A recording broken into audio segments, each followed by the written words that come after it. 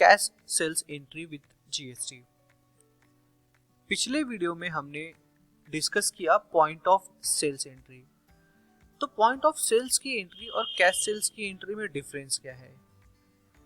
Point of sales की entry उस case में होती है जहां पे हमारा डेली सेल्स वो पॉइंट ऑफ सेल्स के बेस पे ही चलता है, यानी कि हमारा नेचर ऑफ बिजनेस ही उस प्रकार का है जहां पे हमें पॉइंट ऑफ सेल्स की इनवॉइस रेज करने पड़ते हैं।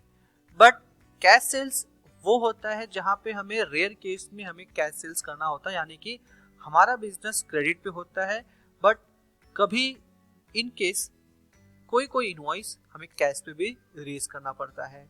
तो अगर कैश पे कोई इनवॉइस रेज करना पड़ा तो वो सिंपल एंट्री आप कैसे रिकॉर्ड करोगे? कैश सेल्स की एंट्री। छोटा सा टॉपिक है लेकिन इंपॉर्टेंट टॉपिक है। Company made cash sales of Mayank enterprises Mumbai, GST registration number दिया हुआ है, रिसीव्ड इन आईडीएफसी बैंक। पैसा कैश सेल्स बोलते हैं लेकिन पैसा हमें बैंक में आया है, that is via NEFT, RTGS, PhonePe, Google Pay, UPI ID, XYZ जो भी ऑप्शंस अवेलेबल होंगे। तो पैसा बैंक में आया, हमने सेल किया है JBL mic studio speaker 2 quantity 7500 each और जीएसटी रेट 18%। तो ये कैश सेल्स की एंट्री आप टैली प्राइम में कैसे रिकॉर्ड कर सकते हो, चलिए वो देखते हैं। कैश सेल्स की एंट्री रिकॉर्ड करने के लिए आपको जाना होगा वाउचर्स, सेलेक्ट करना होगा voucher type as sales, invoice number enter कर दिया हमने। रेफरेंस नंबर भी आप एज ए इनवॉइस नंबर के तौर पे ही यहाँ पे एंटर कर सकते हो। Date, party name. अब यहाँ पे हमें पार्टी नेम सेलेक्ट करने की जरूरत नहीं है। अगर हम पार्टी नेम सेलेक्ट करेंगे तो यह एक तरह का क्रेडिट सेल्स हो जाता है। क्रेडिट सेल्स नहीं है बल्कि ये कैश सेल्स है। तो इस केस में हमें यहाँ पे हमारे जो बैंक है, पैसा जिस बैंक में आया वो सेलेक्ट करना है। बट यहाँ पे आपको जो डिटेल सेलेक्ट करना है बिल टू के केस में आप पार्टी सेलेक्ट करोगे जिस पार्टी को आपने दरअसल सेल किया हुआ है। तो यहाँ पे अगर आप लेजर पहले से ही क्रिएटेड है तो आप यहाँ पे क्रिएट कर सकते हो, यहाँ पे लिस्ट में सेलेक्ट कर सकते हो। अगर क्रिएटेड नहीं है तो क्रिएट कर सकते हो। और टाइम बिंग के लिए वन टाइम अगर आप कैश सेल्स कर रहे हो, लेजर बिना क्रिएट किए हुए सेव करना चाहते हो तो यहाँ पे ऑप्शन दिया हुआ है new party.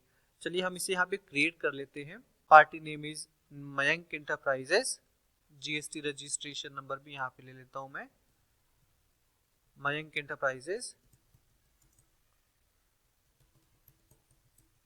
Debtors Maharashtra, regular, GST registration number. यहाँ पर डिटेल एड्रेस आ जाता है। एड्रेस अगर आपने मेंशन किया रहेगा तो यहाँ पे एड्रेस ऑटो आ जाता है। सेल्स अकाउंट, प्रोडक्ट का नाम दैट इज स्टूडियो माइक,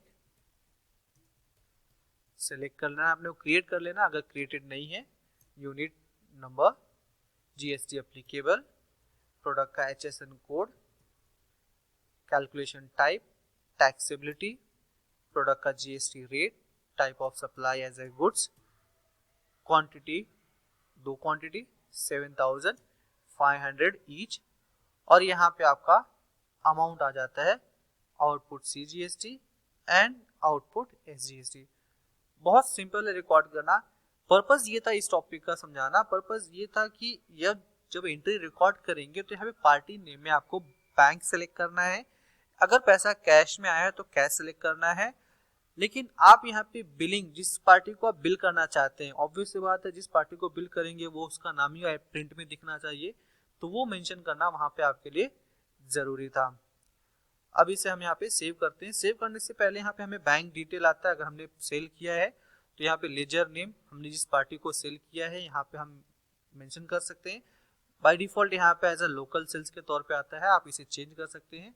हालांकि ये चीजें हमने बैंकिंग टॉपिक में कवर किया हुआ जो कि जीएसटी कोर्स का पार्ट नहीं है, तो फिलहाल हम इसे यहाँ पे स्किप करते हैं और इस एंट्री को हम यहाँ पे सेव कर देते हैं। तो ये हो गया आपका कैश सेल्स। सिंपल था।